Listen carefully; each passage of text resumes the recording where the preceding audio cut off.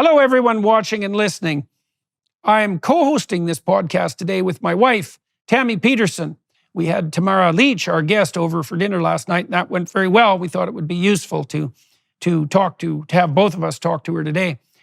Tamara Lich explains her roles in the yellow vest-like rallies that occurred in Canada, the trucker convoy, her role in Wexit, a Western Canadian independence party, and, as I said, recently, her leadership in the internationally recognized Trucker Freedom Convoy.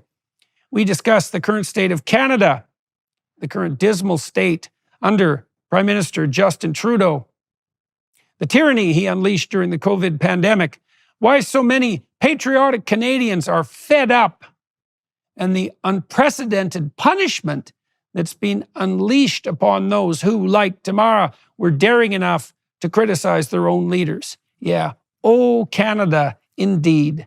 Looking forward to talking to her.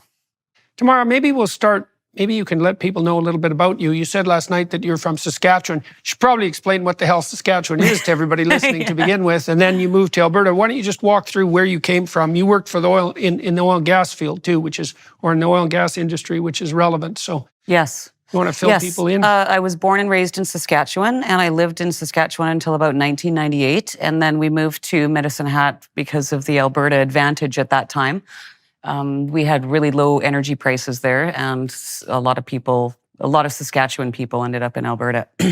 And predominantly, I worked in the energy sector there, in logistics and organization and administration, which is basically how I got involved in this because that was my skill set. So I offered my services. So what exactly were you doing? You worked in logistics and administration. So what were you doing in the oil patch? And you said also you were mostly working with men. What Yes. skill set did you develop? I discovered I was really good at organizing. I looked after frac crews. I organized the frac crews and our fracturing jobs. And so I was responsible for finding the equipment, organizing the chemicals, the sand. I dealt with the salespeople in Calgary, and of course our managers and stuff. And I discovered that I was really good at putting all these pieces together in very Helping tight the patriarchy timelines. destroy the planet. Yeah, yes, that's right. And really, really, tight deadlines and such. So, and I reveled in it, and I was really good at it. So I was, growing up and not really knowing what my place was, of course, trying to find your spot in the world. And when I started doing that, I just found it so fulfilling, and I really loved it. And What did you like about it? the challenge. Yeah, it was a challenge.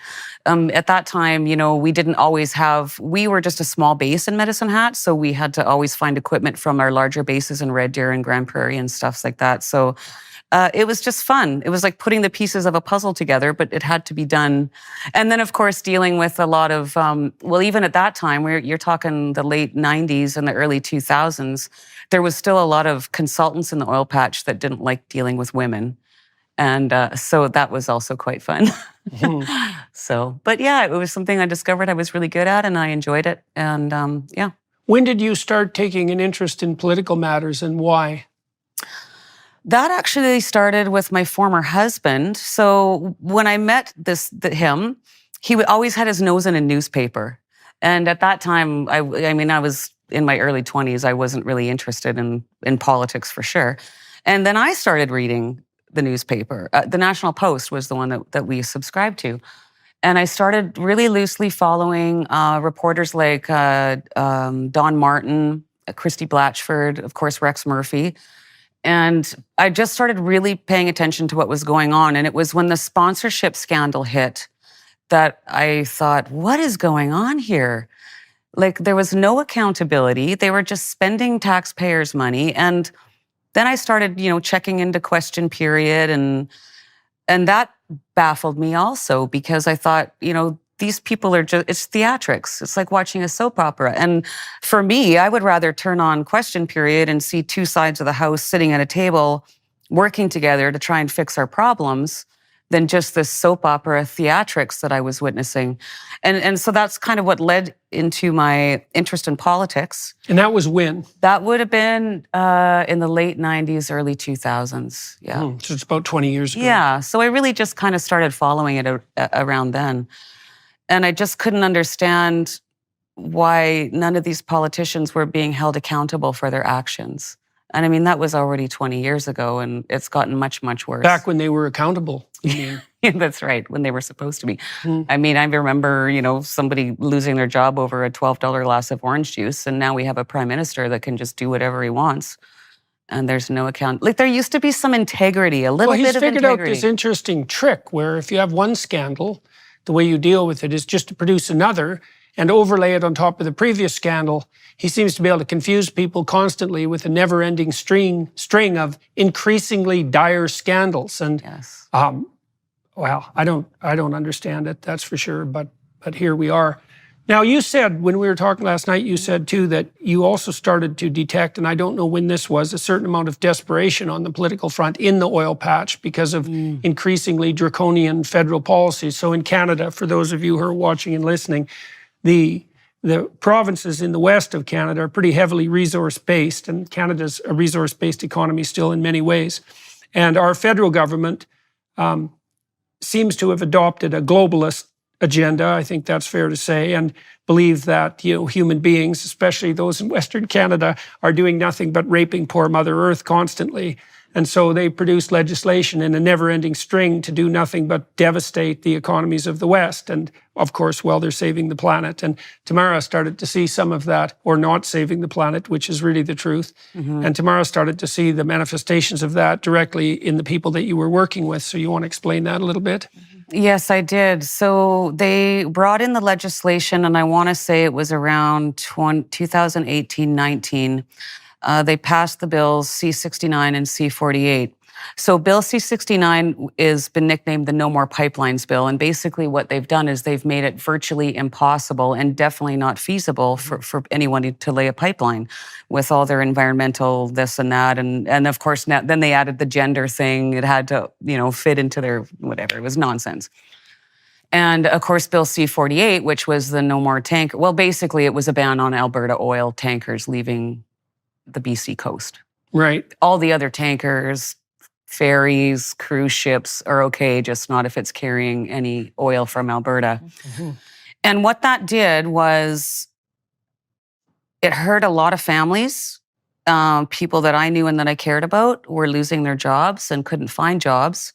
And the situation I specifically referred to last night, because I'll never forget it, was a grown man, and this happened frequently, but he's the one that broke down. But, a grown man coming into my office 2 weeks before Christmas because he just lost his job and begging me for a job with tears in his eyes, please take my resume.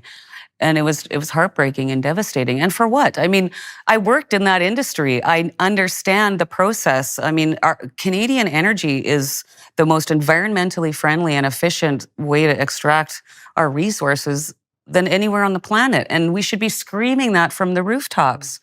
But again, we're made to feel ashamed and like our oil is dirty. And I was dumbfounded. Yeah, well, the question is, dirty compared to what?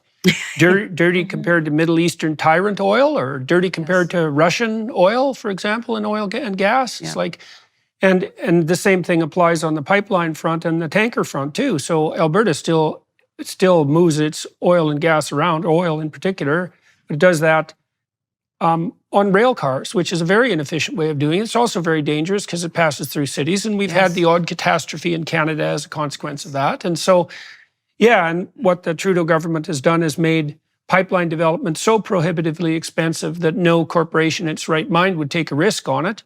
And I don't know how long that'll propagate out into the future, because the corporations have learned that the Canadian government is an unreliable partner. And these are long-term projects, and so that's a catastrophe. And this is a big deal for the rest of the world. The German chancellor came to Canada last year, and so did the Japanese prime minister, basically cap in hand. And the German chancellor was a socialist, by the way, which is sort of relevant in this context. Desperate enough, nonetheless, to come and talk to his socialist buddy, Trudeau, and really beg in some ways for Canada to open up its vast natural gas resources to the European Union and aid our great allies, and our partners in freedom, let's say. And Trudeau said, I can't make a business case for that. which basically meant that we've produced legislation in Canada that's crippled our industry so badly that no one could possibly make a business case for anything because of the red tape and idiocy that was put in there purposefully, although also ineptly, just so the feds could virtue signal about destroying the economy to save the planet. And then the Japanese prime minister showed up a couple of months later and asked for the same thing and got exactly the same response. And so instead of Canada benefiting from the billions of dollars that the Europeans and the Japanese could spend while we were supporting our allies, Japan, who's threatened by China, and obviously the European Union, who's threatened by Russia, we left them to the tender mercies of our apparent enemies because Canada is opposed to what Russia is doing in Ukraine, for example, and we forfeited that immense economic benefit that Canadians could have accrued. It could hardly be stupider. And so you were seeing this play out in real time in Alberta. Yes, I was. And at that time, I started joining. I found a local group in town that was doing rallies every weekend. And so I joined that group. And I started going to these rallies. And we would basically stand outside of a Tim Hortons and hold signs and wave at people as they drove by. And then I became a bit an organizer for those too. So I set up their social media, which would later come into play in a bigger context, and organizing these rallies. And we did that for quite a while. And but nothing was changing. What was the group? Well, we actually started off mimicking the Yellow Vest movement in France, which was really my first experience dealing with the mainstream media calling us a bunch of racists and white supremacists and this and that. Yeah, well, white supremacy, that's a big thing in Alberta. I mean, I know I lived there and there were just white supremacists everywhere. I know, it's terrible. It's absolutely terrible. Bingo balls in their windows. Yeah. Yes. Those you got to all watch those for rednecks those. and their white supremacy. Yes. Mm-hmm. And so I became active in that way. And through that process, I met Peter Downing, who at that point was starting the Wexit movement, which was a play on the whole Brexit UK movement. And then in 2019, when Trudeau won that election, I contacted Peter and I said, I'm yours. I will organize events or whatever you need in southeastern Alberta. And that was Peter Downing was his name. He had started it. He had actually started a big billboard campaign in Edmonton about these bills that they were passing. Because Alberta is largely, an energy resource dependent province.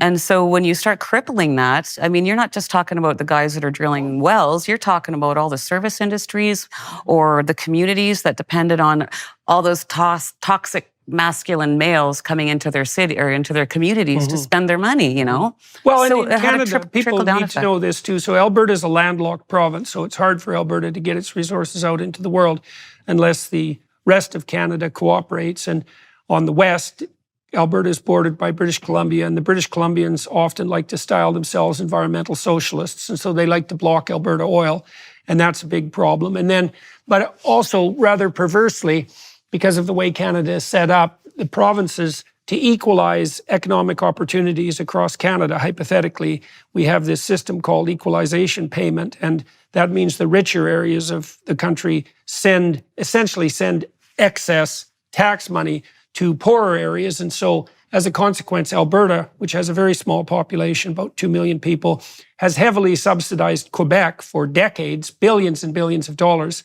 And the Quebec government in particular, although many of the Quebecois themselves also style themselves saviors of the planet and are opposed to Alberta energy and its development, despite the fact that their economy is dependent in no small part on these transfer payments. So they get to have all the money and also all the moral virtue, which is a hell of a good deal. All the coastline heading over to Europe. Right? Yeah. Well, that's right. So they're rich in that way. Yeah. They have coastline. Yeah. Well, Quebec also has no shortage of natural gas itself, although they put a moratorium on its development. There's enough natural gas in Quebec to service Quebec, which, by the way, imports natural gas from the United States, to service Quebec for 200 years and the European Union for 50 years. And the Quebec government has put a moratorium on its development for reasons completely unknown and crippled the people who bought land in Quebec with the intent purpose of developing the natural gas resources there when the government told them that that's what they wanted to do. And that's a story that hasn't broken in the Canadian legacy media because the people who had their property essentially confiscated this is like one of the biggest scandals I've ever heard of in Canadian history, and no one knows about it, had their property confiscated, can't even get the legacy media interested enough to do a story on it. It's just beyond comprehension. And so we have a very addled country at the moment. All right, so you started getting involved politically with Wexit, for example, and working on the idea that Alberta and the West at least had to put pressure on Central Canada, letting them know that we're dead serious about not having the federal government for the second time demolish Alberta's economy. Because for all of you who are watching, listening, when Justin Trudeau's father was Prime Minister back in the 1980s, he rammed through a policy called the National Energy Policy, which devastated the Alberta economy for about 15 years. Broke our banks. Yeah, it broke our banks. Yeah, my parents lost their pension funds, and the whole teachers' union lost its pension funds. I think 13 Canadian banks went bankrupt at that time, which was the first time in Canadian history that anything like that had happened. Anybody who'd saved money, they lost it. Yeah. So the West has been screwed by Trudeau's before, and now we're living through that again. And so there is agitation in the West to put pressure on the central government, and some of that pressure involves the threat of potential secession, although I think that's very unlikely. I know that Danielle Smith in Alberta and Scott Moe in Saskatchewan and the Premier of Manitoba have now put together a consortium to try to develop a port in James Bay, which is, pretty damn awkward because you have to go through the Arctic ice in a desperate bid to try to get Western resources out to the rest of the world. So we're basically at economic war in our own damn country, while we fiddle around not saving the planet instead of cooperating together to make everybody in Canada as rich as Norwegians, which is exactly what we should be aiming at and could have done decades ago if we weren't so damn stupid. So stupid, blind, what would you say? Falsely moral, virtue signaling, right? Yeah, pretty damn pathetic. Yes. And so, all right, so you were working with Wexit, and that was in 2000 that was after the 2019 election. And so I joined the board of directors for two. We had Wexit Alberta. So what happened was there was a Wexit BC, Wexit Alberta, Wexit Saskatchewan, and Wexit Manitoba, and those were the provincial arms. And then Wexit Canada, which we turned into the Maverick Party, which was a federal Western independence party, so that we could start fighting for more rights, right? And for more control over the West. Yeah, more to be just left the hell alone. In Canada, people need to know this too. Resource development is a provincial matter, not a federal matter. The federal government actually has no constitutional right to be interfering in this regard whatsoever. And so it's a real encroachment on, because Canada was set up as a true subsidiary organization with each level of government having its requisite responsibility. And the responsibility of the federal government was actually quite limited, and it didn't extend to resource development. And so there is no excuse for the feds to continually encroach on resource development territory.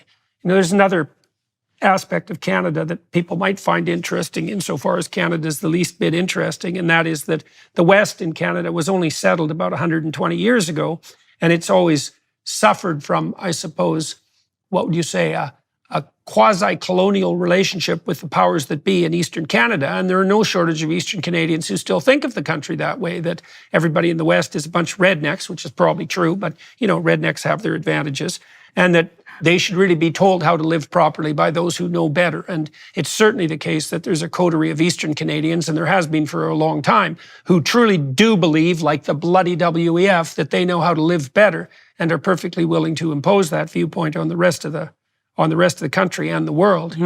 So you're part of the battle against that, and that's going on fairly intently in Western Canada for a long period of time. It's thrown up all sorts of rebellious political parties over the last 100-year period, some successful and some not.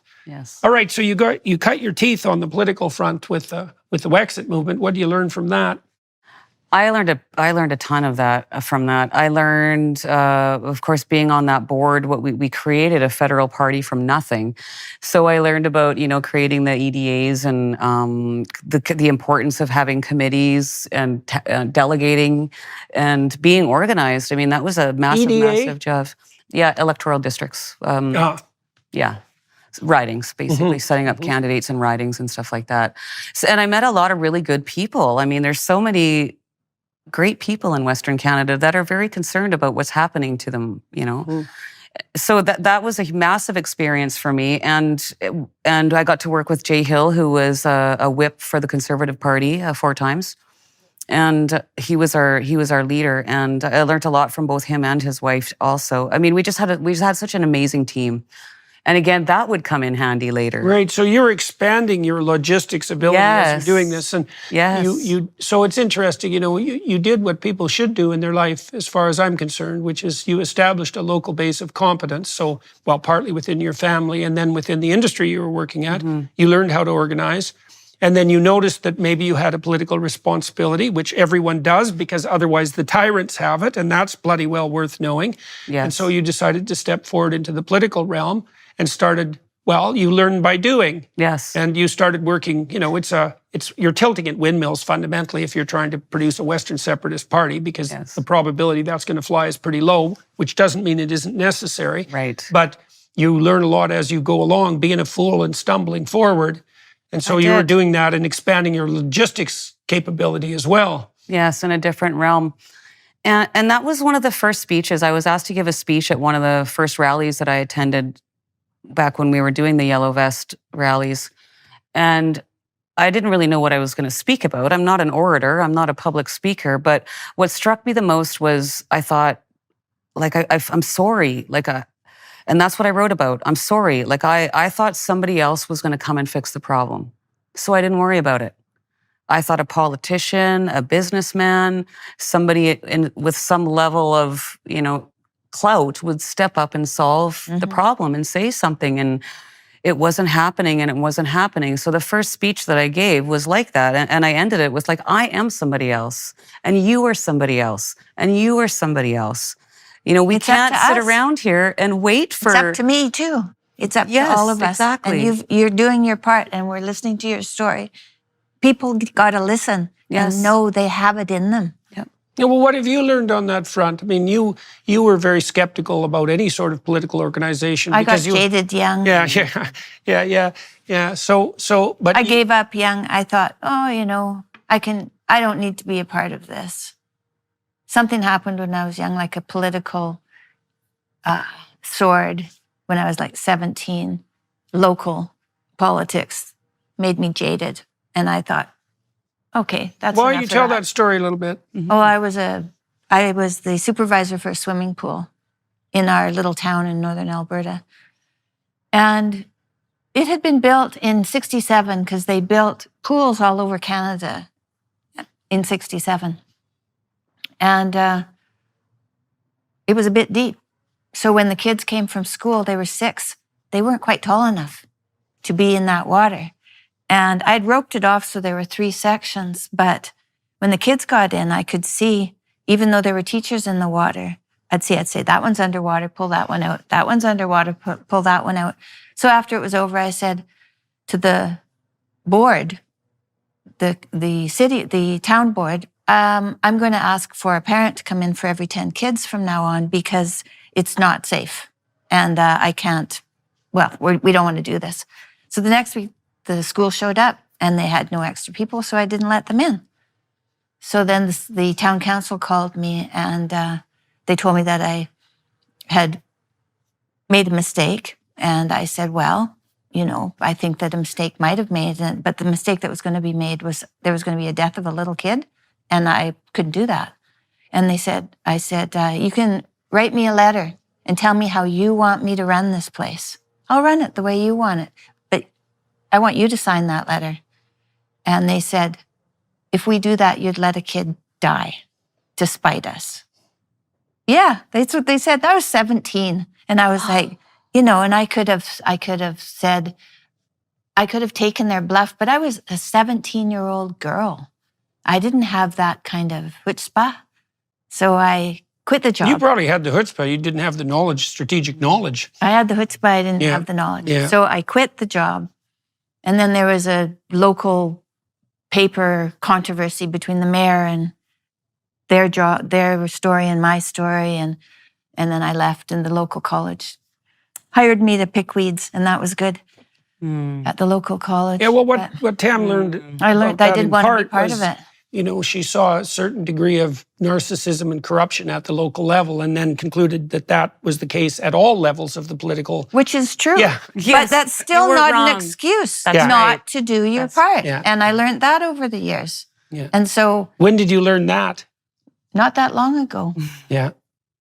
Yeah, not that long ago. But I know it now. And that's all you can do is know it now and move forward. Right? Yeah, well, That's one of the right. rules that I've been formulating as we tour is that any political responsibility you abdicate will be taken up by tyrants and used against you. Yeah. And everyone has a political responsibility, right? So well, you obviously learned that. All right, so Yes. now you're working with the Wexit Party and you're expanding your logistical knowledge. What happens next? COVID. Right away. Yeah. Yeah. So during my time in Alberta, about 2013, I took a personal training course and I started working in fitness. And then I actually started teaching and certifying personal trainers and teaching CPR and nutrition. And so that was one of the very first things when this all started. I was like, what is going on here? Because they started closing all the gyms. And like, I'm not a doctor or a scientist, but I know that if you're healthy and you're exercising, your immune system is going to be stronger. And then right away, it came out that one of the comorbidities that was causing, you know, the terrible reaction to the COVID virus was obesity. I think the people who died had the mean number of comorbidities was 4. Yep. Right. And in Alberta, the average age of death due to COVID, they said, was 84. Right. But in Alberta, the average age of death from anything, old age, is 82. So then I couldn't understand why they were locking us all in our homes and telling me that my family wasn't allowed in my home. Yeah. That did not work for me. That did not work for me. So my husband and I ended up, after we both lost our jobs on the same day, we decided to drive out to Manitoba Same to day. visit my How do you daughter. lose okay, why do you lose your jobs? And We why were on laid the same off. day? We Yeah. were laid off because we'd been sent home already. Well, I'd been sent home for 2 weeks because of COVID. And then, of course, there was the economic impact that came down with that. And we were a satellite base, basically, in Medicine Hat. So we ran 2 crews out of there, as opposed to Red Deer, where they had 5 or 6 crews or whatever. So they ended up shutting down our base and laying everybody off, save a couple of gentlemen that were transferred. And we decided to drive out to Manitoba to visit one of my daughters who was out there on the farm. Because our choices were, we can sit here in our house and do nothing and watch the cars go by, or we can go be productive and have a feed life. and have a life and, you know, be outside and doing stuff. So, and then when we arrived there, I found out that I was going to be a grandmother again. So we drove back to Medicine Hat, packed up a bunch of stuff, and we spent 19 months during the pandemic out in Manitoba. Nice. And I ended up getting a job there with the local municipality, which was good. That summer, I got a job there, and that's why I called it the pandemic of the Karens, because I had, especially at Christmas, this one lady called me, just freaking out and angry because there's 4 cars parked across the street at the Airbnb. I think it's an illegal gathering. Oh, yeah. She has the same voice I do for Karens. Yes. I have a Karen voice And too. I- It's like, and I'm there are thinking- 4 cars across the That's street. right. Yeah, and I think they're having an illegal gathering, and we should really do something about that because there are children at risk. That's right. Yeah, pat, pat, pat. I know. And just thinking that she was, I don't know what she was thinking. Anyways. Here's what she was thinking. I saw people in Toronto think this way a Yeah. lot. So I figured that 70% of Torontonians would wear a bloody mask for the rest of their life, without complaining. And half of them would enjoy it.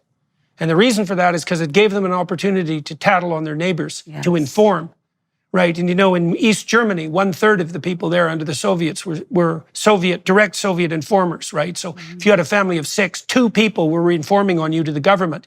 You think, well, that could never happen here. It's like, yeah, it could. And you'd be one of the people that would be doing it. And you'd be happy about it. And you'd pat yourself on the back for doing such a moral job. It's like that, I know. that proclivity for tyranny and the delight in informing, that's, and yeah, it's awful. It was sad. And I'm just thinking, Sad. I did my horrible. job. I took all her information. I passed it on to my CAO. And I thought, it's Christmas. Like this family probably hasn't even got to see each other in the last year. You don't have to go over there. You don't have to go on their property. You can just stay in your home and shut your mouth. And your windows and your that's curtains and right. quit peering out like I just don't understand that mentality. I didn't understand it. And Well, they weaponized people doing the right thing. Yeah. Duty. They weaponized duty. and they used fear to weaponize duty. Yeah. yes. Yeah. Well, that's typical tyrant. That's a typical tyrant approach. Yeah. You know, They take that. fear, compulsion, power. You have to do this. Why do you have to do it? Well, it's an emergency. Who says it's an emergency? We say it's an emergency. We know what to do about it. Give up all your autonomy. Grant us all the power. It's like, oh, I see. That's why there's an emergency. So you can have all the power. It's not an emergency at all. That's right. Right. And if it is, it's like, well, was it an emergency? There's always a bloody emergency of one form or another because life is just an endless catastrophe of emergencies. So, And if you remember at the beginning of the pandemic, Justin Trudeau already wanted to invoke the Emergencies Act so that he could just spend and do whatever he wanted and not be accountable. I remember he wanted free reign until the end of 2021. well, he basically suspended Parliament anyways he and did. ruled by fiat Yes. the whole time. Yes. Parliament in Canada has just become, it's like a sideshow. That's not where the government actually operates. It operates out of the Prime Minister's office, him and his bloody cronies, his wedding party crew. Yes. You know, and so we've lost, well, I don't know if we have parliamentary supremacy in Canada at all now. And of course, the way that we've rearranged our judiciary, we have activist judiciary in Canada, and increasingly the Supreme Court justices are nominated by the federal government, and so they've captured the court system as well. And so here we are. All right, so now you have a bee in your bonnet about COVID too, and you're not very happy about what's happening in Western Canada, so you're starting to become an irritated person. I was very irritated. And then I found Trish Wood's podcast. I was following the Dr. Brian Bridle case and then the Dr. Francis Christian case. And And what were those cases? Dr. Brian Bridle is an immunologist and a virologist, I believe. And Oh, he's yes. got a long list of letters after his name. And he started Ontario speaking out- University? Guelph. Guelph, Yes, yes, yes. Guelph, that's right. Yeah. And Dr. Christian was a doctor in Saskatchewan, at the University of Saskatchewan, actually, and he started speaking out about vaccinating children. Well, they both were, and they both lost their jobs. And as a matter of fact, the faculty at the University of Saskatoon were trying to talk to him like that maybe he was crazy. Yeah. That phone call was disturbing. Well, there's no cowards like faculty cowards. Right. Yeah. You would probably know. And so then I started I started listening to her podcast, and she was just a light in the dark because I was somebody that was finally talking common sense, in my opinion. And then I started following Dr. Zev Zelenko. I started following Dr. Robert Malone, Dr. Peter McCullough, Dr. David Martin, all these doctors. That's when Jay Bhattacharya was starting to talk on the Yes. Stanford front too. They really went after him. He lost 35 pounds in 3 months after he got pilloried by his peers and compatriots at Stanford. Yeah, for being correct and careful. Yeah. And that also didn't make sense because science is supposed to be questioned. So when they say we're following the science, I always think of the S with the money sign S. That's all I ever heard them say was we're following the science. I never saw any of their science. I did see science from these other doctors. And Science, by the way, isn't something you follow. Science is not a set of moral prescriptions. When it's a set of moral prescriptions, it's ideology, not science. Yes. At its best, science is, well, it attempts to be a value-free and dispassionate portrayal of the facts. Now, that's tricky because... It's an investigation. That's what science Yeah, is. it's an investigation, Yeah. And the idea that, and then what happened too is the politicians who were cowards devolved their authority to public health experts and said, well, we don't actually have to make any decisions. The public health experts can, and they couldn't because they weren't economists. They had no idea how to calculate relative risk. They didn't take anything into account except keeping the public safe from a virus, which was their job, not to calculate the multiplicity of costs that would be associated with a pure public health approach to policy. So the politicians abdicated their responsibility, and the narcissistic politicians enjoy doing that anyways, because what you want is the glory, not the responsibility. And what I noticed too is that the fear mongering, like the propaganda campaign was heavy. And of course, at the beginning, everyone was talking about, well, we don't have enough hospital beds and blah, blah, blah, blah, blah. And I'm looking, like it's 24/7. My radio station became the 24/7 COVID information station. And I'm thinking, with all the money that you're putting into marketing and ads and on posters and all this stuff. Build some beds. If we put that into our healthcare system. Which they didn't ever. Problem. No. Problem solved. No increase in ICU capacity. Nothing that would have actually in principle addressed, well, the problem that didn't exist to begin with, but certainly that no development of ICU. What did Canada spend? Some hundreds of millions of dollars on portable ICU beds that were never even implemented, right? They just sit in a warehouse with warehouse storage costs. I can't remember how many hundreds of millions of dollars is spent on that. Some appalling amount, right? So all the money was poorly targeted. They never went after the actual problem. Nope. Yeah. It just didn't make sense. And everybody that I talked to, excuse me, whether they were on the side where they thought COVID was going to be the end of all humanity, or whether they thought COVID didn't even exist, everyone said to me, something doesn't feel right. And that was their intuition. And that stuck with me. And because it didn't feel right to me either. And so I just started following these doctors and looking things up for myself instead of just listening to I stopped believing in the 2016 American election. I quit basically watching the news. That's about when the legacy media got finally corrupted, right? And part of that's because they're facing such an onslaught of competition from the online media, essentially. They're going to die. And you can see that happening. Canada and CTV and Bell Media laid off all sorts of journalists yesterday, including top journalists, right? And they certainly deserved their demise like nobody's business. But it's part of the inevitable triumph of the distributed media, because there's no way the old legacy media outlets can compete with them. And they started losing their best people and then competing on the clickbait front. And, it's just a degenerative spiral, and we're seeing that play out. So yes, we are. Yes, we are. It's a travesty. So now you're still in Manitoba while this is happening? Yes, I was. Actually, my husband and I just moved back to, we both got offered our jobs back in October of 2021. And we moved back to Alberta and both went back to work at the end of November. And then we moved into our new house on a week before Christmas. And then 2 weeks later, the convoy started. So it was kind of funny. Even when I got back, it looked like two college kids had just moved into this house and dropped everything. And because I was obviously gone for a while. And so we went back to work. And then middle of January, my friend Cindy sent me a TikTok video that Chris Barber had done. This is January what year? January 2022. 22, yeah. Yes. Where Chris was advocating for, he had a massive TikTok following. I guess that's a trucker thing, TikTok.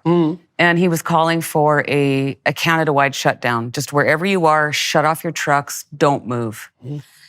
And Bridget Belton, who is a trucker from Wallaceburg, I think it's Wallaceburg, Ontario, had reached out to him too, because she was having issues crossing the border already. So why were the truckers upset specifically? There was border crossing issues, but why the truckers in particular? Because after 2 years of our Prime Minister calling them heroes and liking them to soldiers going off to war, he decided to implement the cross-border trucker mandate.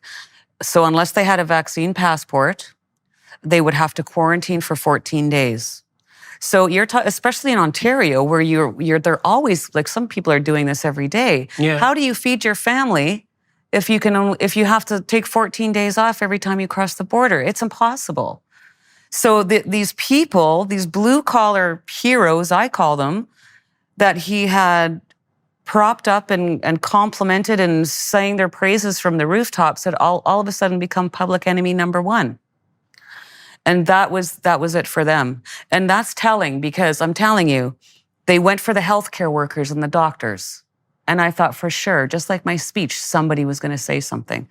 They came after the RCMP, and I was like, somebody's got to say something. And then the military, and then the education system. And all of a sudden, there's all these mandates, and nobody was saying anything. And finally, when they came for the truckers, they're like, no, this is not acceptable. So I got that TikTok from Cindy about Chris, and I actually messaged her because there had been a convoy that came out here in 2019 that was advocating for our energy industry. And I said, well, what do you think about another convoy? And she's like, well, it didn't really accomplish much the first time. And I said, yeah, you're right. And then I messaged a friend of mine in Manitoba, and I said, what do you think about a convoy to Ottawa?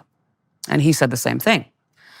So in the meantime... Well, so what was it about the convoy idea you think that was attracting you? I mean, you're pursuing it with some degree of fervor, even though by your own admission, the last time it occurred, it wasn't that helpful. Why do you think that idea...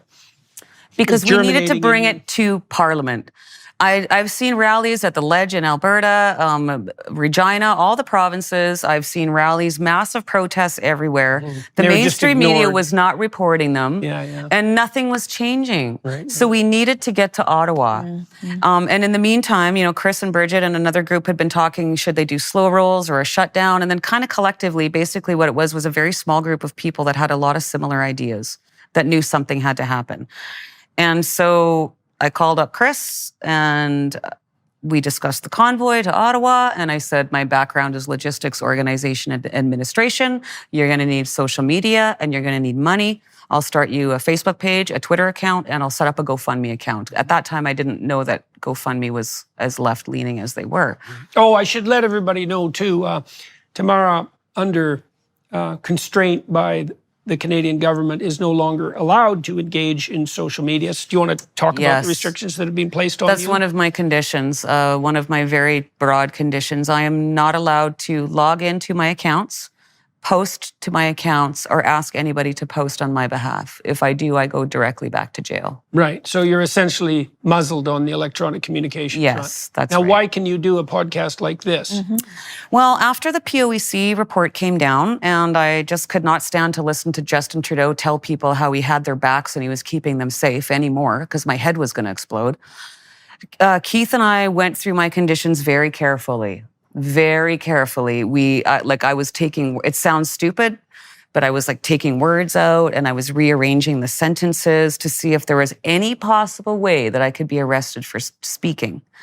And what we concluded was that so long as I am not organizing a protest or advocating for a protest, exercising my freedom of assembly, basically, it's okay. Now, how is it that it's possible for your right to freely assemble and your right to freely speak, obviously, how is it possible even that that's been abrogated? What have you been charged with? Let's start with that. I've been charged with mischief, counseling to commit mischief, intimidation, counseling intimidation, and I believe the other one is obstruct a police officer and disobey a court order, I think, which would be the Emergencies Act, I'm assuming. And which of those was the core charge? It was the mischief. But that was counseling to commit mischief to begin with. That's right. I was charged. Right. So think about that, everyone. That was the initial charge. It's not mischief, which is not one of the world's most serious charges, even though that can be relevant at some time. But counseling to commit mischief, which is like the derivative of a crime, right? So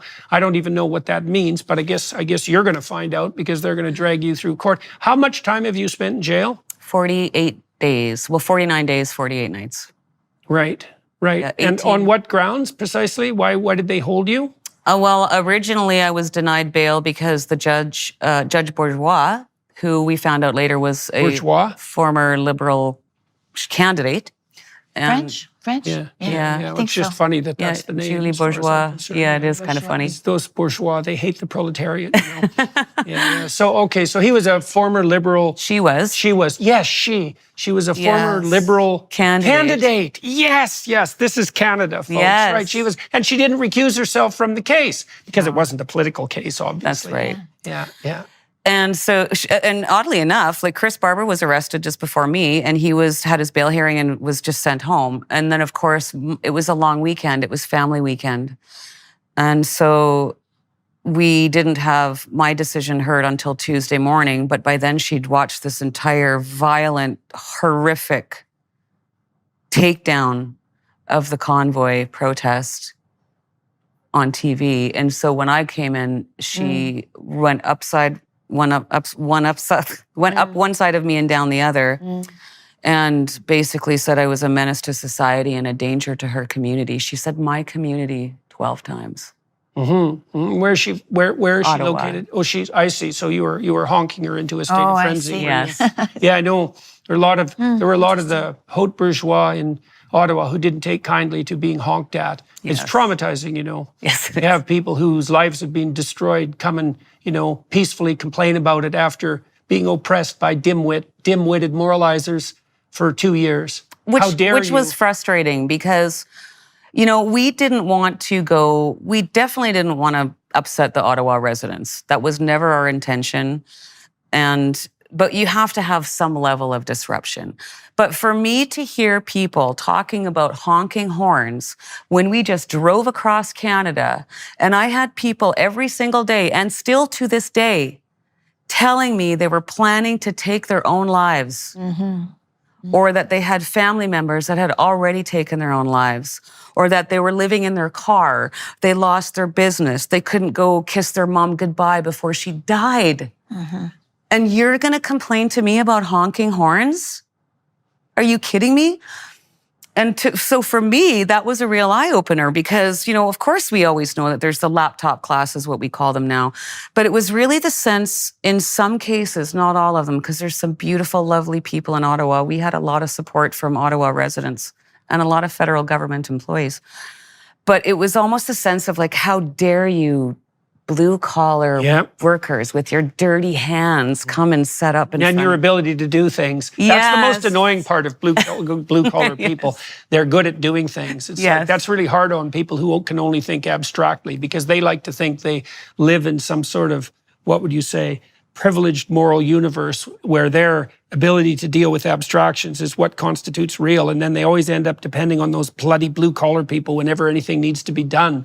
It's very, very annoying. Yes, yes.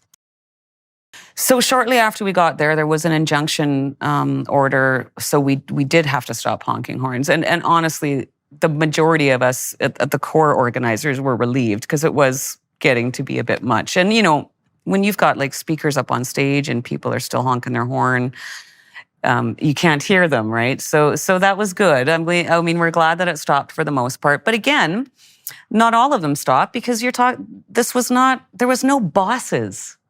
This was a completely organic movement. These truckers just showed up. They're very strong people. They're independent thinkers. You know, they have a lot of responsibility on their shoulders. Lots of them are business owners. So they're going to do what they're going to do. Right. I mean, Tamara Lich wasn't going to tell them what to do. If they were the sort of people who could be told what to do, they wouldn't have been in Ottawa with trucks. Right. Yeah, absolutely. Exactly. So let's go back to when you were envisioning this. So you were starting to think about a convoy. How did it actually start to come about?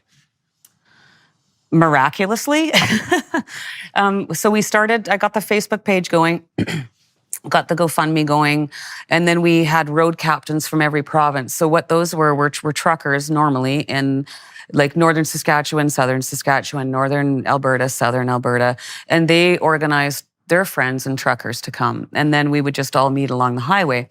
So one of my... How over what period of time was this organized? How long did it take? 10 days. 10 days. Wow, that's fast. Right. Yeah. Well, so that obviously shows that it was time. Was right. It was Yeah. time. Yeah, because everybody clambered on board right away. That's right. Which shocked us. I mean, and we recognized within 24 hours.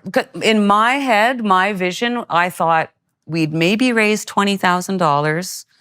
A few truckers would drive across Canada, stand there with some signs, hop back in their trucks and come home.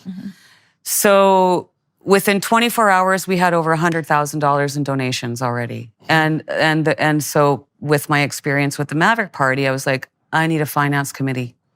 Boom. So I got some volunteers. We created a finance committee. And then I was also monitoring our social media. Why did you do that? Because the fundraiser was set up with my name on it.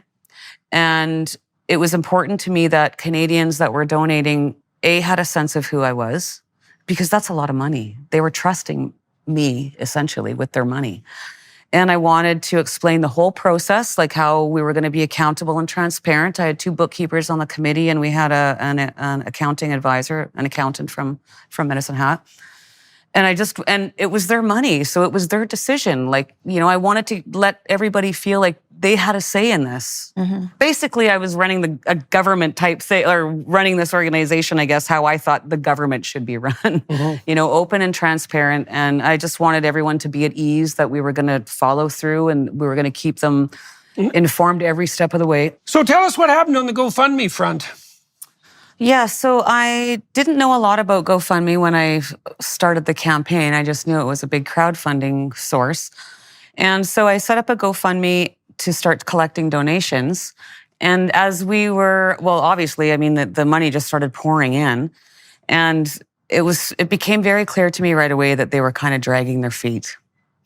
Who was dragging their feet? GoFundMe and releasing the money. Okay. So because they'd send an email with, 3 questions on it, we'd answer those questions. Then we'd get an email with 5 questions on it, and we'd answer those questions. And it just was this constant back and forth for about 2 weeks. Finally, when we got to Ottawa, the Thursday right after the lawyers all arrived, we had a meeting with all of our lawyers, GoFundMe, their lawyers, and our accountant. And it was great. They were going to release everything. They were happy with all of our answers. And we woke up the next morning and they had frozen our campaign. How much money was in it at that point? $10 million. Who froze it? GoFundMe. What had happened why was... did they froze? Because the city of Ottawa and the Ottawa City Police had contacted them and said that we were terrorists, basically. I see. Oh, yes. Well, yes. Right, so who's the blame on then? Is the blame on GoFundMe or is the blame on the people who called you terrorists? I would say both. I would say both. Why both? Because you think GoFundMe should have told them to go to hell like Give, Send, Go did? Yeah. That's right, exactly. Yeah. And what it's called happened GoFundMe, for goodness sake. Exactly. Right. It's really their job. The ironic thing is that we've watched the Black Lives Matter protests. I watched the Chaz Chap autonomous zone that they had set up in Seattle. And at some of these protests, like, people got raped. They murdered, businesses were looted and burnt to the ground. Yeah, but that was in a good cause, Tamara. That's right. That was for a good cause, That's right. That wasn't like Confederate flag flying Canadian Nazis. Yeah. By the way, for everyone watching and listening, there are no Confederate flag waving Canadian Nazis. That's not a thing. Nobody waves the Confederate flag in Canada. Most Canadians don't even know what the hell the Confederate flag is. And Nazis, that's just not a Canadian thing. So that's all complete bloody lies from top to bottom in every possible way. So GoFundMe stopped $10 million. Yes. And then, if I remember correctly, they then announced that they were going to distribute it to charity unless people wrote in specifically and requested a refund, and that they were going to pick the charity. Correct. Right. That Black Lives Matters, though. They got their money. They did. Even though there was raping, murder, all kinds of things. They got their money. Of course, that was in the States, wasn't it? Yes. Yeah, but that shouldn't make a difference. No, it shouldn't make a difference. And then Give, Send, Go didn't abide by the dictates of the Canadian state, right? So they had a bit of a spine. So you flipped from GoFundMe to Give, Send, Go, and then you raised another $10 million. What happened to it? Well, the government of Ontario wanted to seize it immediately, and those were conservatives, by the way, right? Yes, this is right. This is true. And so the writing was on the wall. We were never going to get those donations across into Canada. So Jacob Wells, one of the founders, him and his sister founded Give, Send, Go, decided that he was just going to refund everything. And I know that the lawyers got up and said, no, you're not going to. We're going to file whatever they needed to file to stop that from happening. And he said, by the time you have your paperwork done, it's going to be back in their accounts. You have no jurisdiction here. So kudos to him. Yes. So what had happened was GoFundMe had released $1 million into my account. And so I'm actually quite happy that it did cost them $1 million, because they ended up refunding everything. After that statement, where they were just going to donate it to whomever they wanted to, Ron DeSantis, the governor of Florida, stood up and said, no, you're not. I am going to have you investigated for fraud. And then all of a sudden, it was no problem to refund everybody. And then, with the Give, Send, Go. So, and then what had happened? So that was like a precursor to the bank account seizures, fundamentally, right? So basically, what we had in Canada was a situation where people were voluntarily donating money to a political cause, a protest, and that The government interfered with the receipt of that money by interfering with the operations of a private company that wasn't even a Canadian company, right? At the same time, the Canadian government was claiming, and this was complete, bloody, 100% absolutely reprehensible lie, that almost all the money that was going into the trucker convoy was American, make America great again, Republican types who wanted to overthrow the Canadian government, because of course everyone knows that's what Republican Americans want, because they don't like democracy in Canada, whereas the truth of the matter is most Americans don't even know where the hell Canada is, and the ones that do know really don't care, and they're certainly not agitating, especially on the Republican side, to overthrow Canadian democracy. And the government also intimated that it was being funded by Russians. Yes. Right, Russians. So if it wasn't Russians, it was MAGA Americans, because you know the Russians and the MAGA Americans, they're obviously exactly the same people, and they're all profoundly interested in producing a January 6th type insurrection in Ottawa. So that was $20 million that was essentially seized in one way or another by various branches of the Canadian government. Right now, you said there's some of that money that's still around, I think. Yes, there is. So when Jacob and Give Send Go refunded the Give Send Go money, there was about $3 million that was stuck in the payment processor Stripe. So that was seized, and that's now in an escrow. We had just over $400,000 in e-transfers, because right away when I set up the GoFundMe, people were messaging me saying, don't trust them. That's right. So that was kind of my first concern. I was like, oh geez, I probably should have looked into this a little bit more, but what do you do? Live and learn. Yeah. So we're accustomed to operating on trust. Eh? That's why our societies are rich. Yes. It's because you can generally operate on trust, or you could. Yes. Right? So far, yes. Yeah, so far. Yeah.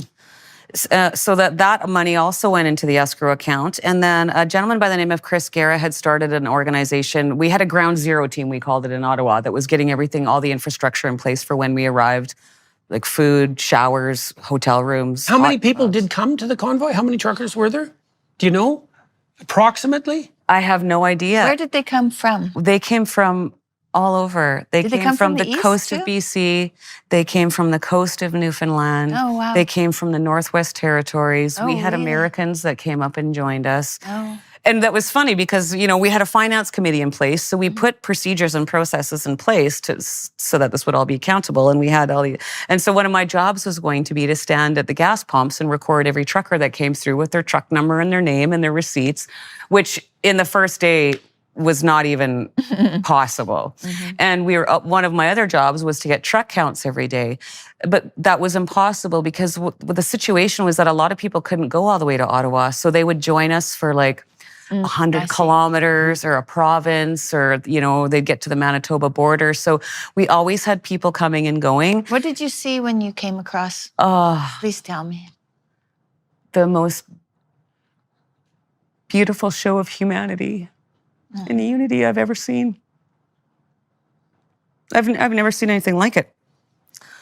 After all these years of, especially living under this prime minister who has tried to constantly divide people by race, religion, culture, income bracket, geographical location. Gender, sex, yes. Gender identity. Yes. So we were coming through Manitoba. We were coming through Headingley, and it was the most massive crowd I've ever seen. And there was native drummers on the side of the road, dressed in their full regalia, and standing beside them were like 4 Sikh gentlemen, and standing beside them were Hutterite women with their children holding signs, "Thank you for giving us back our future." And beside them was nuns in full habits. And to me, when the nuns are protesting that things aren't good. That's right, exactly. Yeah. And the Hutterites. Right, Yeah, absolutely. They're not known for their political. We had them all the way from Medicine Hat, all the way through Manitoba. And I found out after, because my dad's great friends with a lot of the colonies down there, that they would go to one intersection on the like back road, watch us go by, hop in their vans or trucks, drive 2 miles down the road, and they did this to just watch us, Egg you on. Yes, Yeah. And support. And it was just incredible because it didn't matter. None of your background even mattered. Right. We were just Canadians. Right. For That's once. it. For once. Come on, you know. And what sort of distances were people driving? Like, because lots of people watching and listening don't know how big Canada is. So you said from Medicine Hat to Ottawa is 36 hours. 36 hours. I think that's about 3,500 kilometers. Yeah. And so, which is quite a long ways, but we had people, the clan mothers that joined us came from the Northwest Territories, and there was truckers that had come from the Northwest Territories and the East Coast, Newfoundland, New Brunswick, Nova Scotia. This was truly a Canadian movement. Like, we had people from everywhere. Mm-hmm. Northwest Territories, Yes, I didn't know that. Yes, yes. Which shows you that people, like you said earlier, were ready. Well, and desperate. I mean, the thing is that so first of all, this was in the middle of the winter, Yeah, right, and that's winter. It's not easy. It was minus 20 in Ottawa for most of that protest day. Yeah. Yeah, and then those truckers were taking their rigs out of service for what, 2 weeks, something like that. Some of them are longer, 3 weeks, right, which is a major economic hit. You have to be driven to some degree of desperation. Yes. And it's not like Canadian truckers, like Dutch farmers, are known for their political activism. I mean, they've never been a politically active class in Canada. There's no history of even labor agitation on the trucker side in Canada. So the fact that it was them that finally had enough is really telling, well, just like it is telling on the Dutch farmer scene, right? And the Yellow Jackets to some degree. I mean, the French are a lot more volatile with their political demonstrations, but Canada doesn't have a history of this. This isn't something that ever happens here, just like it never happens in the Netherlands. And so, all right, so you're driving down the road and you're seeing all these people and this thing is like ballooned like mad, way beyond what you had initially envisioned. Yes. And you're on your way to Ottawa. What happens when you get to Ottawa? We pulled up onto the hill. We got into Arnprior on the Friday night, and Saturday we drove up around noon. We met at noon and drove into Ottawa, and the crowds all the way from Arnprior right into Ottawa were amazing. The overpasses were filled with people, and it was just so beautiful. And we got up there and there was massive crowds up on Parliament Hill too. And so when we got out, I mean, it was just, by now people knew who Chris and I were. So there was lots of people coming up and asking for photos and talking to us and stuff. And it was so surreal. Yes, yeah. And you know, Chris and I talked on the way out. And we didn't have a plan for when we got there. I mean, just getting there was such a massive undertaking. And kudos to Chris. He led that convoy out. Now, Chris is in jail. Barber. Nope, he's not. He's back home in Saskatchewan. Okay, so let's walk through that briefly. Who ended up jailed? Chris was arrested and in prison for 1 evening. I was arrested and in jail for 18 days. Pat King was arrested and he was in jail for 5 months. He was the leader of the convoy. Yeah, he was involved in it. Yeah, he wasn't the leader of it, but okay. I was actually in jail last summer when he was finally released. But there's still people in jail. This year, there were still people in jail. Yes. Well, the Coots boys are going through their pretrial right now. I mean, they weren't affiliated with us. That was all, separate groups and stuff. But, I mean, what's happening there is just unbelievable to those guys. And Aaron Aldrich was another one. I don't know if you've ever seen the photos, but there's a gentleman in lots of pictures with a toque and a big belly. He never wore a shirt, always smoking cigarettes. And that was Aaron. And he's finally back in Alberta. I think he went back last week. He got out of jail when I was on my way out for the inquiry in the fall. And he had to stay there with his surety until last week. He hasn't seen his mom since 2022. Oh, yeah. Okay, so what's happened? So now in Ottawa, you have all these trucks gathered. There's hundreds of them, or are there thousands of them by this point? Thousands of trucks by this point, right? So everybody's shocked at the magnitude of this, including the Ottawa bourgeoisie, who aren't very happy with all the honking. There's a lawsuit about that, that you're also facing. $400 million class action suit? Yes. Right, because of the economic harm caused by the trucker convoy? Yes. Right. Not the 2 years of business closures and shutdowns and locked in your home. Right, and do you think that there was a deleterious impact of the trucker convoy on businesses in Ottawa? Absolutely not. We never told them to shut down. It was the city that advised them to shut down because they had painted us as hooligans and thugs before we even arrived. Yeah. I mean, it just came out. Racists, bigots, misogynists, right? Terrorists, Fascists, Confederates. infiltrated by the Russians. Yeah, and the MAGA types. That's right. Don't forget about them. There was a BlackRock's report that just came out. I think it was the week before last.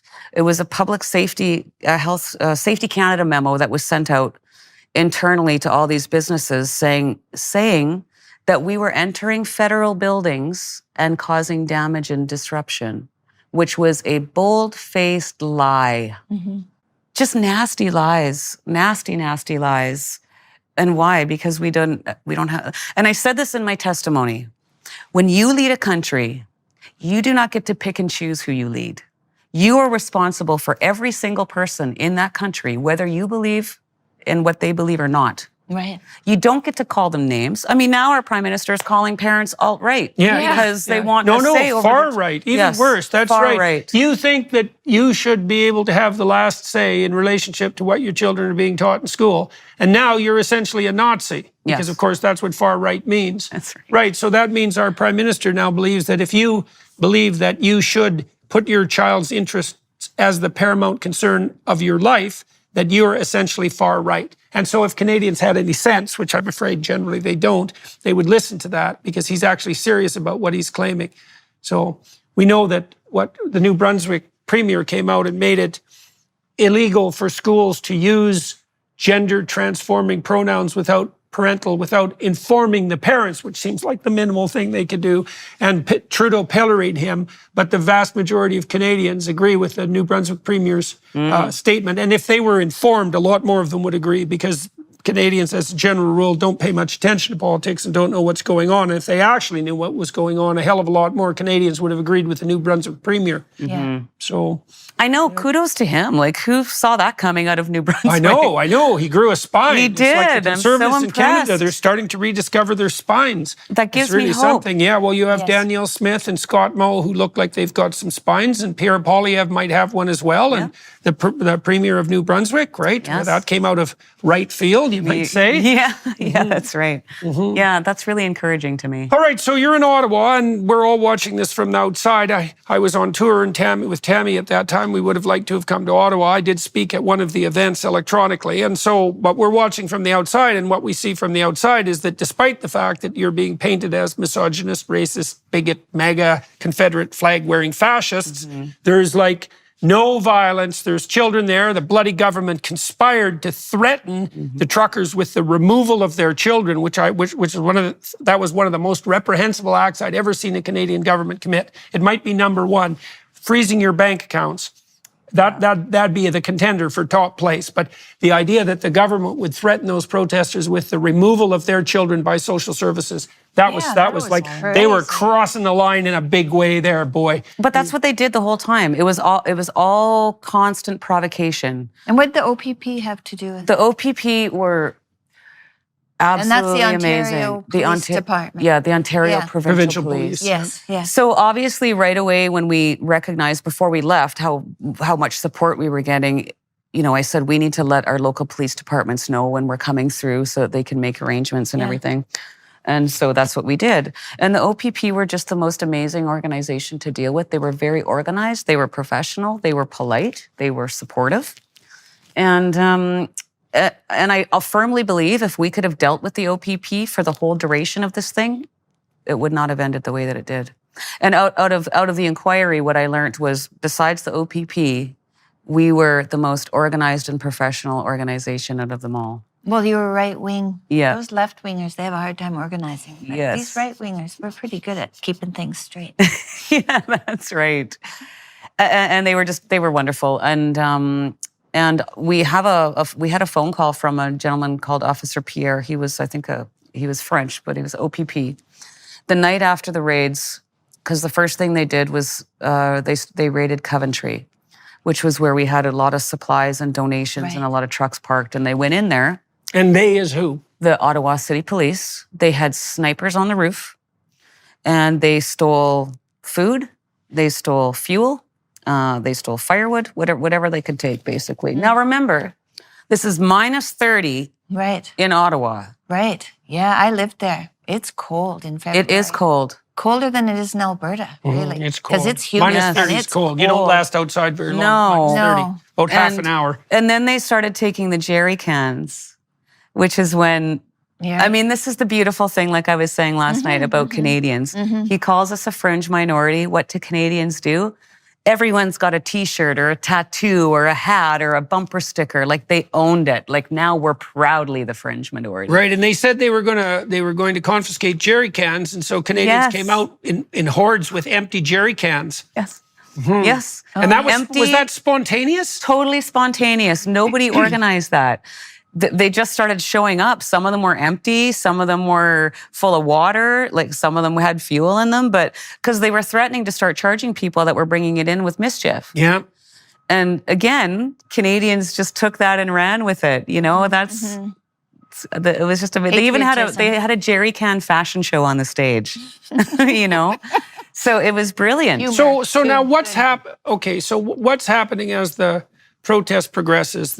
What's the mood in downtown Ottawa, and what's actually going on? You have a center stage or a couple of center stages set up, and there's people speaking. Tell us a little bit about what you would have experienced being there. It was like Canada Day on steroids. It was the most beautiful, loving, healing atmosphere ever. I mean, strangers were hugging and crying on each other's shoulders, and people were singing "O Canada" and, you know, flying our flag so proudly, finally. It was a beautiful, beautiful atmosphere, which was not what the mainstream media, of course, was reporting, but it was very jubilant, very happy. The thing that struck me the most, though, was, you know, people would come up to me and hug me and cry on my shoulder and tell me their story and, you know, thank us for what we were doing. But it was the immigrants who, when they came up to me, had this look of desperation in their eyes, like nothing I have ever seen before. It was gut-wrenching, you know, and because they've lived through this. They've watched all these signs, and now Where were they from? they escaped. Poland, Russia, Iran, Romania, Eastern Europe, China, you know. people under despotism. That's right. People that have escaped communist countries. Yeah.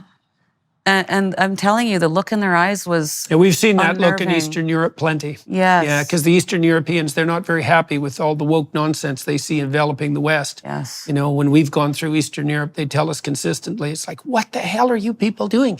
Don't you know what that did for us for 70 years? You're walking down exactly the same pathway. How can you possibly be so blind? It's like, Yep. yeah, well, they remember, man. Communism. Yeah, Let's do that it was again. particular. Yeah, let's do it again. That was particularly germane in Albania because that was the worst of the communist countries. 1992. They were under lockdown till Yeah, 1992. That's only 30 years ago.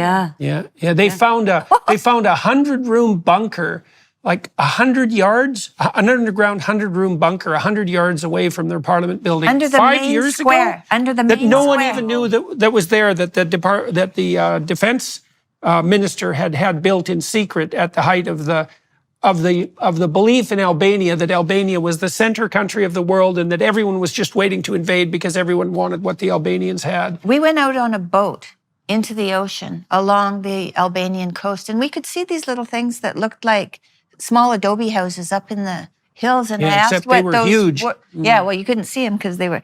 Anyway, 3/4 of the way up the mountains. they were tunnels into the mountain. So they spent all their nation's money on Paranoid underground defenses. tunnels and tunnels into the mountain because they had to be careful because the world was after them. And then the people of the country had nothing. Yeah. Nothing. Yeah. That's Yeah. communism. Yeah, Albania. Yeah, well, they Fear, remember terrible thing. fear and tyranny, boy. Yeah. That's for sure. All under the guise of compassion and morality.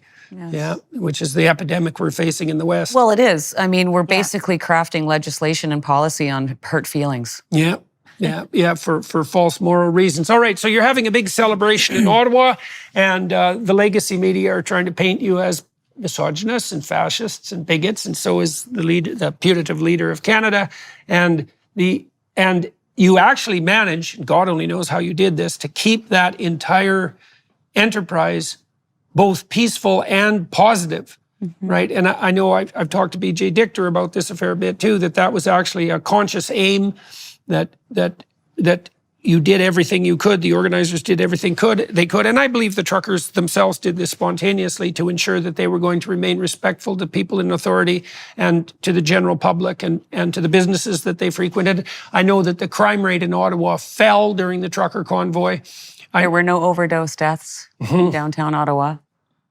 Yeah. People had hope again just for a Well, little and they while. were sharing food too. The streets were clean.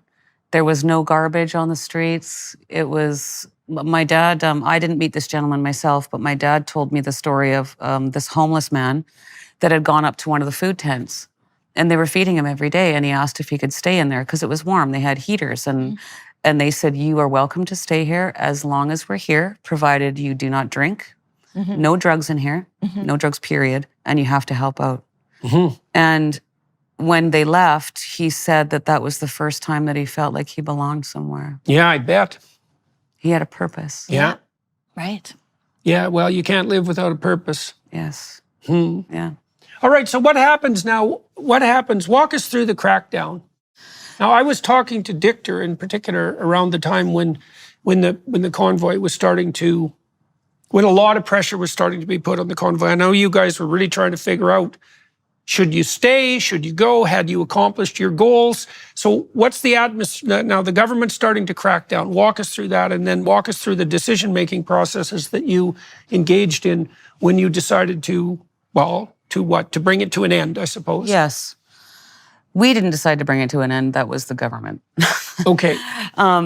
So very quickly, right away, well, I recognized even on the way there that we were going to need lawyers. Every time the finance committee would say, it's almost at another million, you got to bump it up another million. And so I would bump it up on the thing. But I mean, it was bittersweet because I would be so excited. Like, we were taking in $1 million a day at that point. But at the same time, I would just get sicker and sicker to my stomach. Because I knew when you're talking about millions of dollars, the lawyers are coming. And boy, was I right. And so very quickly after we got to Ottawa, we contacted the JCCF, and they flew in 5 lawyers. 2 of them stayed with us on the ground. My husband was on that flight as well. And the JCCF is? The Justice Center for Constitutional Freedoms, a charitable organization, civil liberties organization. And that's the organization that gave you an award 2 years ago? Yes, 2 years yes, ago. that's right. The George Jonas Freedom Award last summer. Yes. Right, last summer. Yeah, that's right. Yeah, there was legal trouble around you accepting that too, wasn't there? I had to go to court to ask. Well, that's pretty funny that you had to go to court in Canada to go accept the Freedom Award. That makes perfect sense, yeah. Because I was banned from Ontario, like, banned from Ontario. I'm going to do a cover of that. Yeah, you should do that, definitely. Which is hilarious. I know a lot of people that are trying to get out of Ontario. I don't know a lot of people that are trying to get into Ontario. But anyways, so we had to go to court and have a hearing so that we could have those amended so that I could attend. And also my youngest daughter was going to go to university in Ottawa. So, I mean, I was having a bit of a tough time being banned from Ottawa also. So we had that all changed. All right, so now we're talking about what's happening as the government starts to crack down on the on the convoy. So we got the lawyers there right away. How does the pressure start to mount? Yes. Well, there was always pressure because there was always rumors. I mean, this is the great thing about having people like Danny Bulford there and Tom Quagan and Thomas O'Connor, because they were able to disseminate like what was factual and what was just wild rumors. I mean, right from day one, we were hearing they were coming to arrest us. We were going to be raided. It was every day.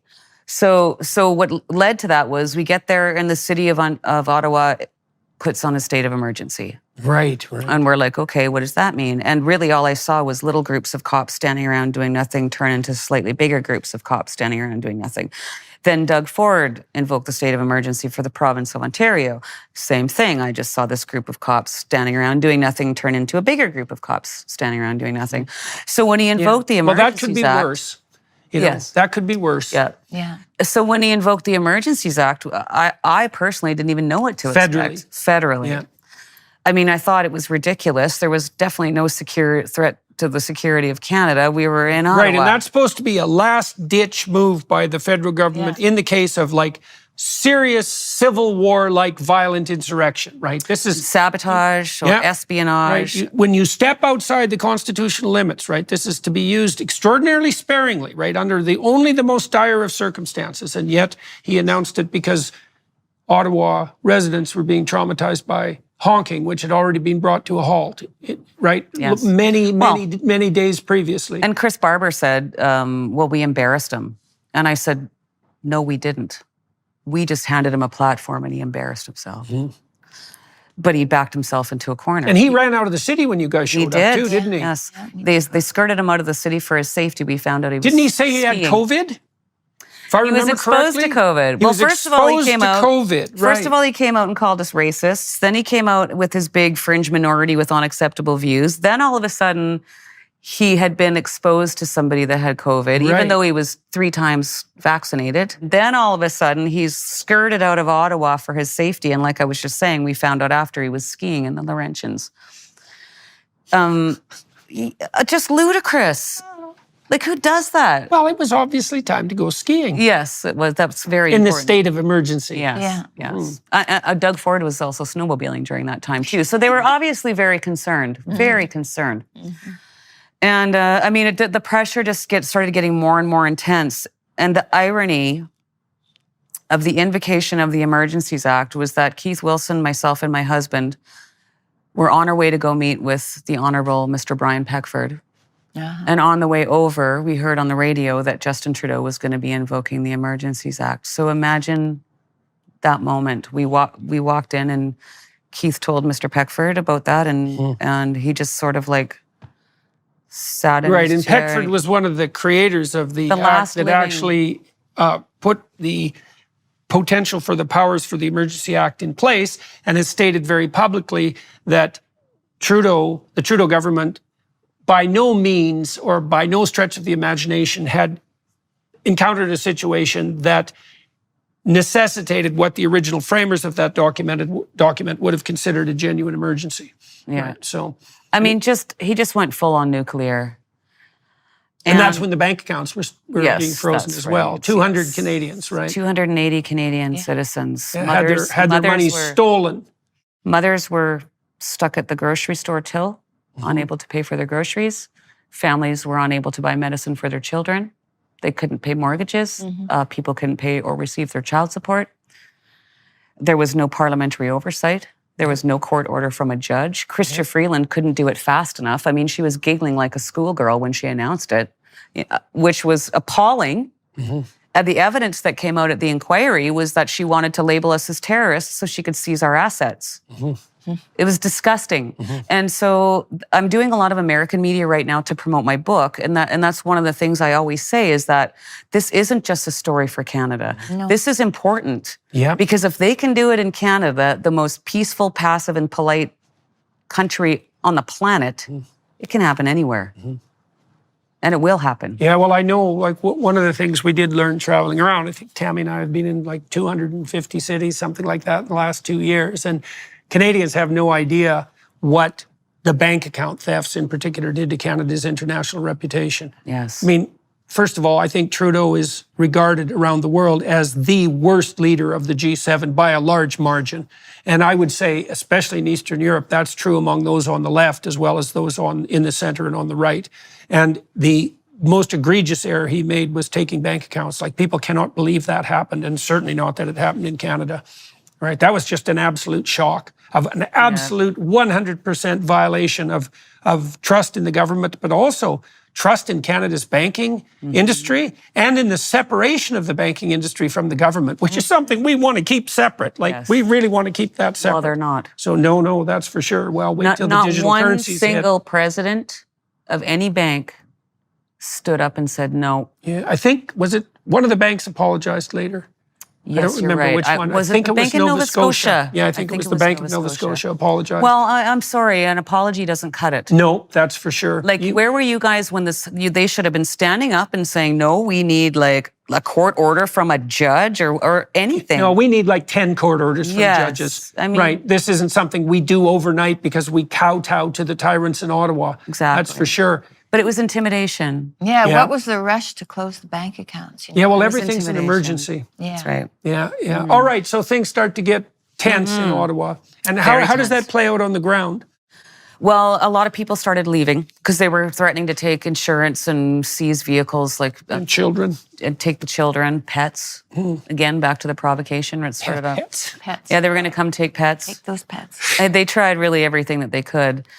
And so a lot of people started leaving, which we were encouraging because we didn't know it was coming. I mean, I never in my wildest dreams imagined that was coming, but we didn't want anyone to get arrested or lose their jobs. I mean, these people have suffered enough. Right. And I remember the Wednesday before I was arrested, I was at the Sheraton and a group of our core people started leaving. And a Quebec mother, one of the road captains, was taking off, and we said a very tearful goodbye. And I went up to my room and I was upset, crying, because we were saying goodbye to these people became our family. And I reached into my pockets, and of course, every time I was on the hill, like people were literally stuffing money into my freedom pants. I called them my freedom pants. And I was like, oh my God. So I ran back downstairs and I just gave her everything I had. And we said another tearful goodbye. My dad had come into town with my sister. They'd brought some supplies, and they were also picking up my other sister. And we were at the Swiss Hotel, and I remember Dad said, well, we're going to, my sister wanted to go to Gatineau because she'd never been to Quebec. And I said, no. Dad was like, well, we'll get a room and then we'll leave in the morning. And I said, you guys need to get as far away from here as you can now. And I started walking up the stairs, and I remember I turned around and I just said, I love you, Dad. That's when the rumors were flying that you evil truckers were going to regroup somewhere outside of Ottawa in preparation to retake the city. That's right. Yeah. Which is something, that I find a little bit odd that they don't give us credit for, especially after what came out at the inquiry. I mean, we outnumbered and overpowered them. If we had been there with an agenda to take over Ottawa and overthrow the government, we could have done it. They were not prepared. The Ottawa City Police was in a shambles, an absolute shambles. I mean, one hand didn't know what the other one was doing. And that happened to us in real time. A liaison officer comes to the Swiss to deliver a message, and halfway through his message, we're like, what? Because we had a different message. He gets on his phone and finds out it was the wrong message. Like, this is happening right in front of us. Oh, wow. The ineptitude of that organization was stunning. Right, and you're saying that in contrast to the Ontario Yes, Police. they were amazing. What do you think the difference was?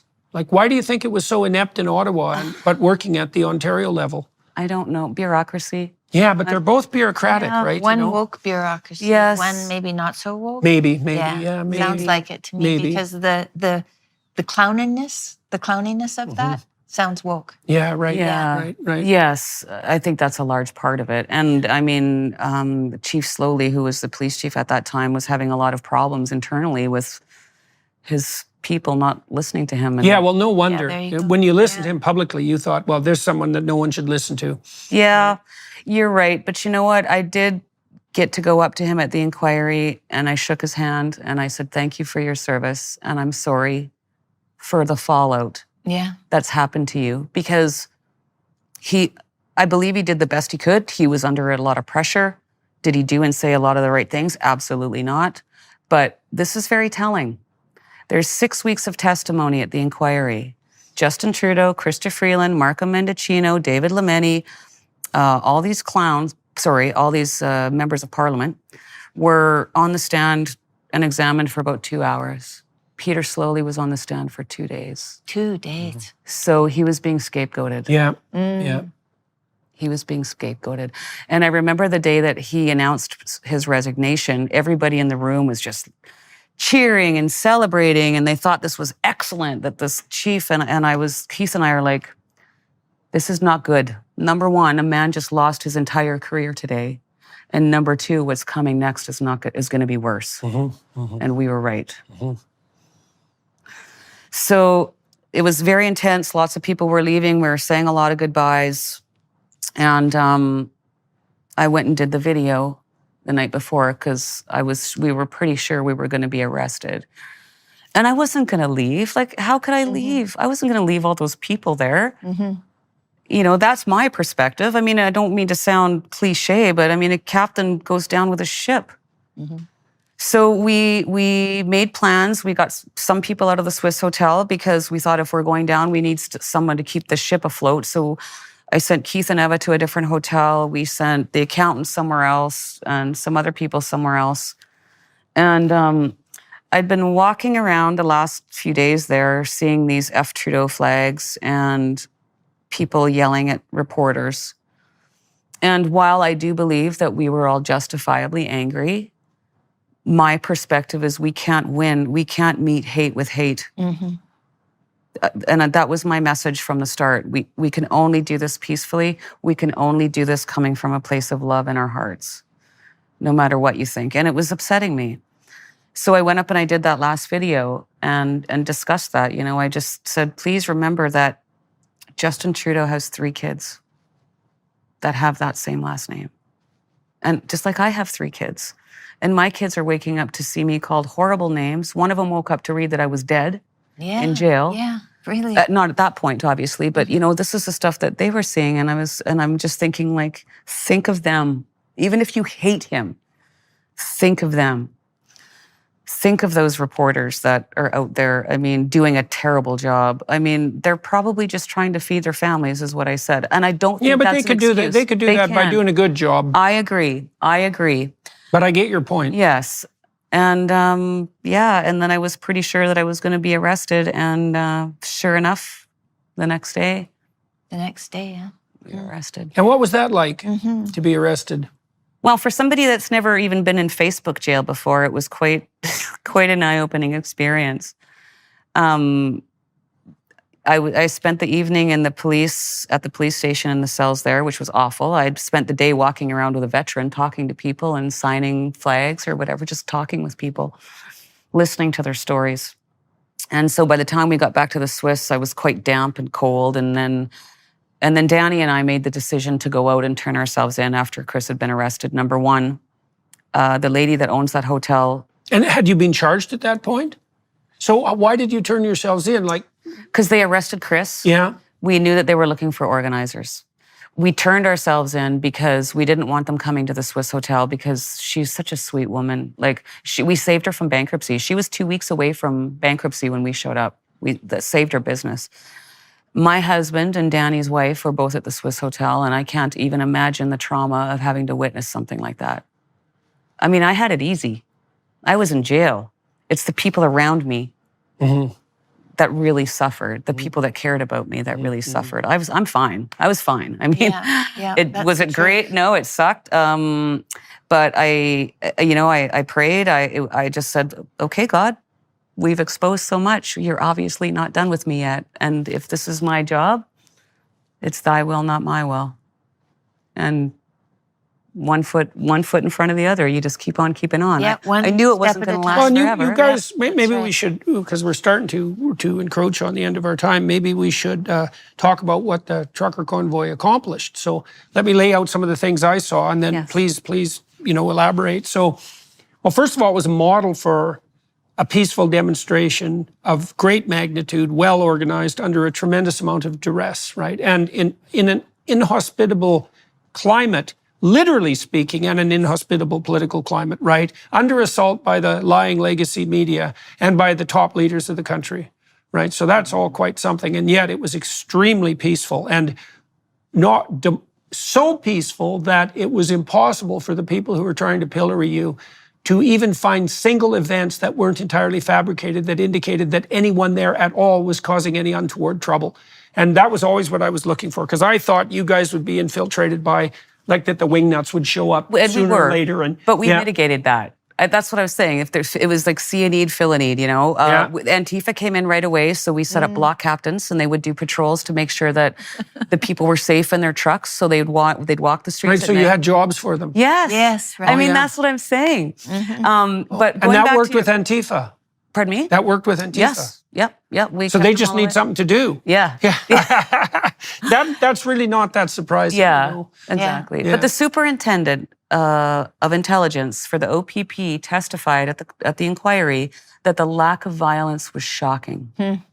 That his words. He also testified that what he was hearing coming from the media and from our politicians did not match with the intelligence that they were getting off the ground. So again, Lion Mendocino is up there every day talking about how violent we were and on and on and on, like we're rapists and arsonists and insurrectionists. And it was all a lie. The night they arrested those 2 guys in that apartment, they knew the night they were arrested, they weren't with the convoy. Arsonists. Yes. Yeah. And that's never been properly investigated No. and described in the Canadian media. Well, it's going to be. It's going to be. Where were they arrested? I'm going to make sure these guys are held accountable. Where were they arrested? In what? In Ottawa. So Ottawa. there's those 2 guys that were trying to burn the apartment building down. To lock the doors and to build the... And a lady walks by, apparently, sees these guys. I mean, it's all documented on Twitter. I've got all of them. So a lady comes into the apartment building, sees these guys trying to light a fire, and then goes up to her apartment. Yeah. Right. Glenn McGregor was first on the scene. He was there before the police were called. Yeah, that was quite the state of affairs. Just an absolute bloody what lie from beginning to end. Really, really quite stunning. All right, so you managed this extremely peaceful demonstration that was broadcast intently around the world, despite all of the legacy media lies, and that's all they did pretty much was lie about it. Yes. And that was a model for people around the world. I know for a fact, because I've talked to the Dutch farmer organizers, that the Canadian protests were, what would you say? Inspiring, inspirational. Yeah, and that's happened in many countries. And I think it's also given the Dutch farmers heart, and that's produced somewhat of a political transformation in Holland, or in the Netherlands, which is a really big deal.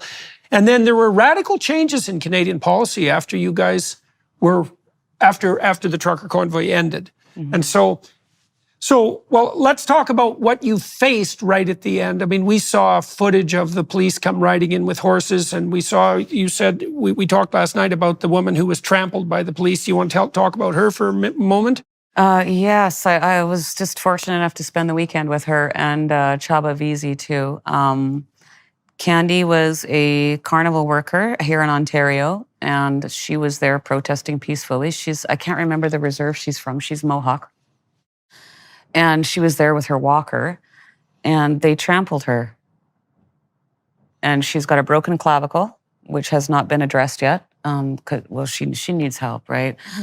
So she's unable to work right now, clearly traumatized. It was devastating what they did. And also Chaba, who is just one of many, was surrendered peacefully, came out of his truck and was badly, badly beaten. He had broken bones in his neck. He had a broken wrist, internal bleeding. Didn't you say they were kneeing him? Yes. There's footage. I've sent it to you guys. There's footage. He surrendered peacefully, and you can see these cops, like literally with all their might, kneeing this guy in the back.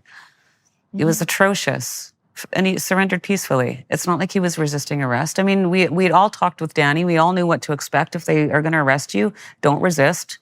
Tell them who you are. Like, identify yourself, and then that's all you have to do. Just go. So.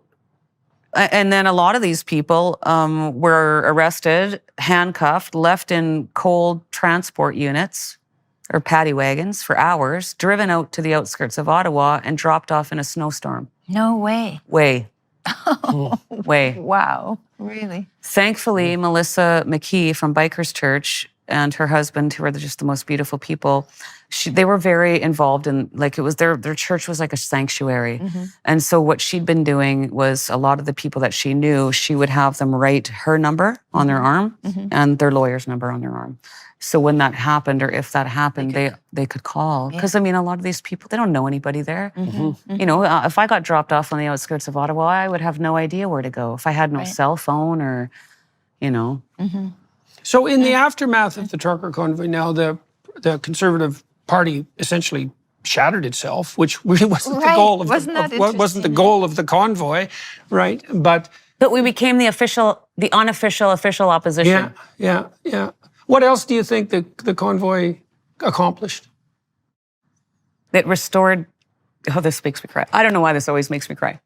People were proud to be Canadian again. The 2 words that I heard the most, the first one was hope, coming all across Canada. was the number one word I heard, and the second one was pride. Yeah, hope. That's a hard thing to give people. I mean, I myself, Canada Day was always one of my most favorite holidays until the last few years, and I just quit going. But I mean, I was the one that would always take my kids to the fireworks. Like, this is important, you know? I grew up being fascinated watching the Americans and their passion for their country and their flag, and I was always Americans fascinated are very by good at that sort of thing. Yes, and but there was never that sense here. And so that was my first experience, imagining what that must be like. So, and I think we opened a lot of eyes. Like I do believe... and a lot of the COVID tyranny started to fall apart in the aftermath of the trucker convoy. And it should have been a super spreader event. We should have all been dead of COVID. Right. I couldn't tell you one person I know there that got COVID or had COVID. Yeah, well, it was more like a super spreader event that took down the COVID tyranny. Right, because things really did start to open up after that. And I know the politicians denied that there was any connection, but it was pretty bloody obvious that there was a connection. So that was really heartening to see. You know, because, one of the things to remember is that, that might have been the thing. Who knows, right? Because we toyed with totalitarianism for 2 years. Like, we seriously toyed with it. And then we walk back from the brink. That's what it looks like to me, if you want to read it optimistically. I mean, a pessimist would say, well, maybe we didn't have to toy with totalitarianism to begin with, and fair enough, but sometimes people have to be hit pretty hard in the back of the head before they wake up, and it is possible that we woke up and will decide not to go down that road. And I think that if that's the case, then the trucker convoy played a signal role in that, and that's not nothing, that's extraordinarily important. And that's pretty funny if that's at least in part a consequence of your decision that, maybe you had some responsibility too, despite the fact, like, what the hell do you know? And you're just another person.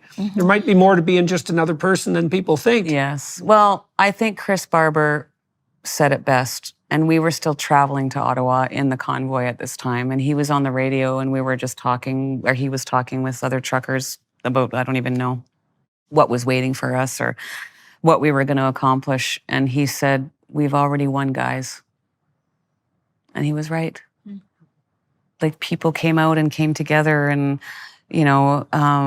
there's a gentleman that did a blog out of North Bay, and he in his blog, he said it was so dark. Like, everyone had the sense before we started that they couldn't last one more week. Right. So this gentleman in North Bay had done a blog, and in his blog, he said, there was a sense that people could not go on even one more week.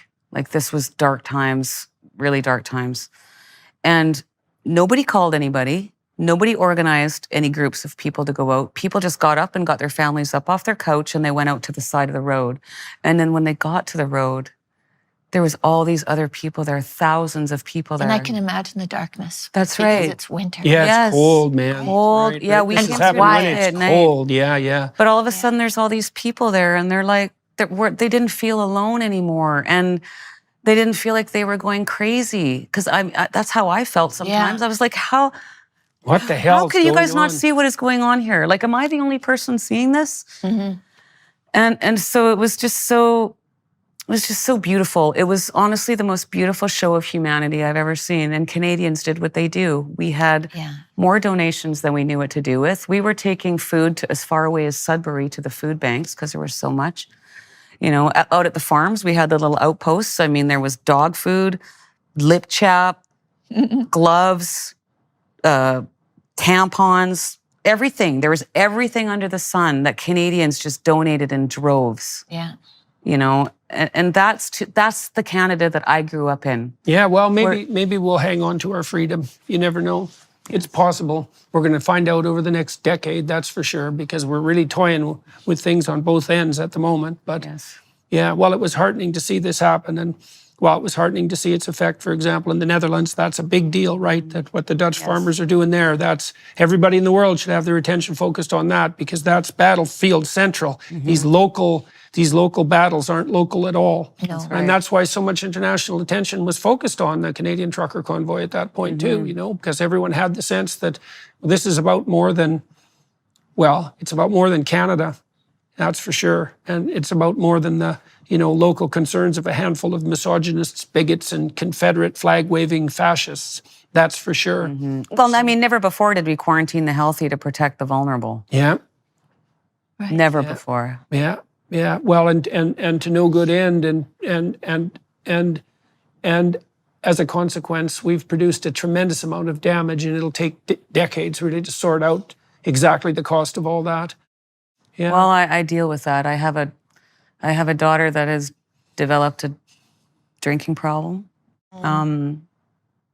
She suffers. She can't drive from Manitoba to Medicine Hat without having 2 panic attacks. She's depressed. I mean, her graduation consisted of her putting on a gown and a mask and having a photo taken. Her graduation. Yeah. We took For a a lot from those girl. kids, boy. Yes, Yeah. that's for Do you know, sure. that's your whole school life, is getting ready for that one moment. Yeah. Yeah. And then she went and did a semester at the university in Calgary, locked in her... Yeah.